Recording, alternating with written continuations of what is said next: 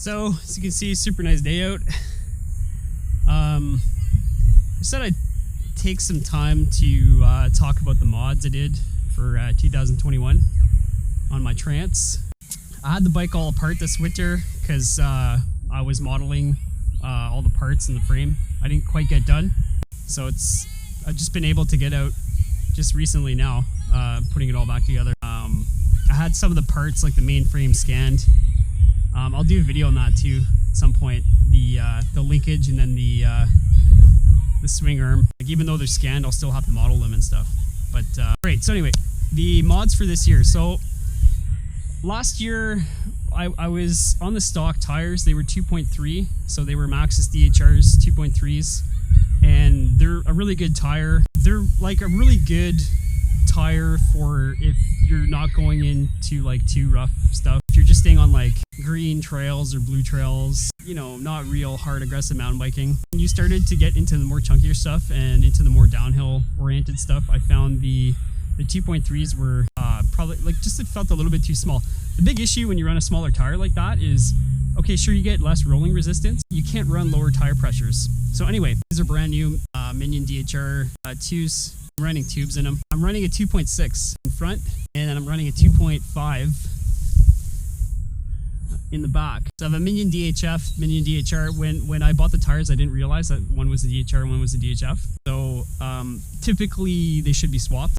DHF in front, DHR in the back. But I wanted the fatter tire. Usually the tradition is you go with fatter tire in the front, less fat in the back. I'm kind of running like what should be a rear tire in the front, but I'm trying it out. It should be okay. So just super quick, just from riding it with the fatter tires, like getting into some of the chunkier stuff. I haven't had a lot of time to take it out on a real good test spin, but just from trying it out, being able to run the lower tire pressure, it's just a crazy amount of difference. It's just a crazy amount of difference. Like I run big tires on my dirt bikes and stuff, so obviously I should have known that, but it's just being able to run that lower tire pressure makes all the difference. I just highly recommend, if you're going to be doing like a lot of chunky and kind of more enduro stuff, like go, I would say at the minimum, like a 2.4. Here's the issue that I had when I first bought these tires. I sold one. I had bought a 2.5 to put on the front, and I had put a 2.4 on the back. But after measuring it, I guess the new style Maxxis tires, or the new models, they didn't measure any fatter than a 2.3.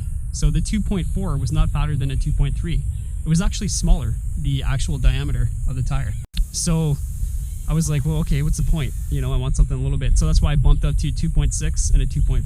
So I'm going to try that this year. We'll see how it goes. I have a feeling it's going to be amazing.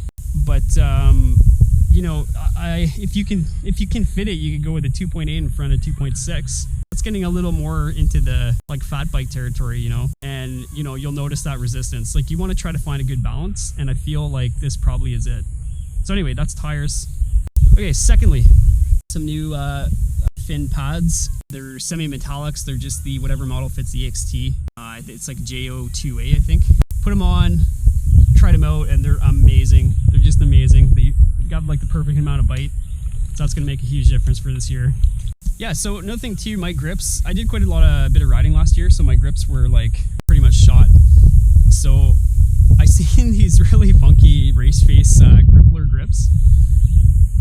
Take a look at them. But I got the really fat ones. They sell them in a 30 mil and a 33 mil, and I got the fat ones. So these suckers, they feel like a bat when you put your hand around them. But so far, all I can say is it is crazy cool, the feeling that you get at the contact points. The contact points are super important, right? So you want to get your levers set up perfectly. Your grips, you want to make sure they're A1, and then your tires, all right? Really important stuff. So anyway, these grips, I think it would come down to a matter of preference, really. You know, some people might like the smaller grips, but I just feel like these grips, they feel so sturdy. They feel so sturdy. Another thing too is I believe they have, because they're a larger diameter, I believe they have a little more cushion to them. I feel like I have more cushion. I feel like I have more to grab onto. I feel safer.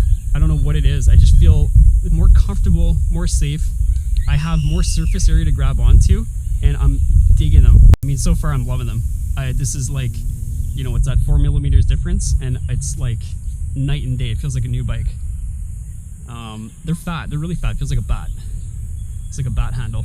They're kind of pricey, like upwards of $40, but hopefully they'll last a little while. Super quick too. See, maybe get in the light here. Just got some hardware, some kind of anodized oil slick hardware. Just small little things like that. If I'm adds a little bit of bling to the rig, kind of cool. Did that for front and back. Also, when I had it all apart, I changed all the bearings. I bought a set of, you can buy sets of enduro bearings, so they're better than the stock bearings that come with the bike. And I swapped out all the bearings, and it's butter. Like, it's just butter. Dude, I'm gonna do a separate video on this. I also swapped out the rear hub bearings, and I did a little bit of maintenance on my DT Swiss hub. So these have they're a DT Swiss ratchet hub, and I'll do a video on it. They're a good hub, but there's actually a design flaw in them. They're really complicated to work on. You need to buy, I had to buy a bunch of tools. It cost me like a bunch of money. I'm glad I did it, and I'm glad I learned about it, but it's like, they're kind of complicated to work on. You need the tools, and there's this one thing that I'll do a video on that like is just a really bad design flaw. It's a good hub. They're good hubs. The ratchet system is pretty cool. It's a semi-silent ratchet system, and it works well, but there's definitely a design flaw. The last thing, mod for 2021 on my bad boy Trance 2017 is the seat. So went with a SDEG radar, and this one was 43 mils. So the sit bones, there's techniques you can go and find online to measure your sit bones, and this fit my sit bones. So I tried it out. So far so good. I had to adjust the distance a little bit. I have to kind of put it close because it's the way how I sit on the bike. But so far so good. It's kind of light.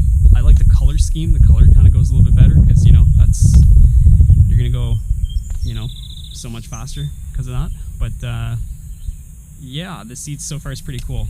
So yeah, like I said, these are like the first kind of times I'm taking out the bike this year. I CAD modeled it over the winter, and then I'm gonna try to get to the opening for Montebello. Super stoked for that, to see what that's all about. That's a new venue that's opening up here in on the Quebec side. So that's it. That sums up the mods for 2021 on the old beast, and I think I'm gonna go try them out right now. So thanks for watching. Thanks for tuning in. Like usual, I'll have some more content coming up, and just stay tuned.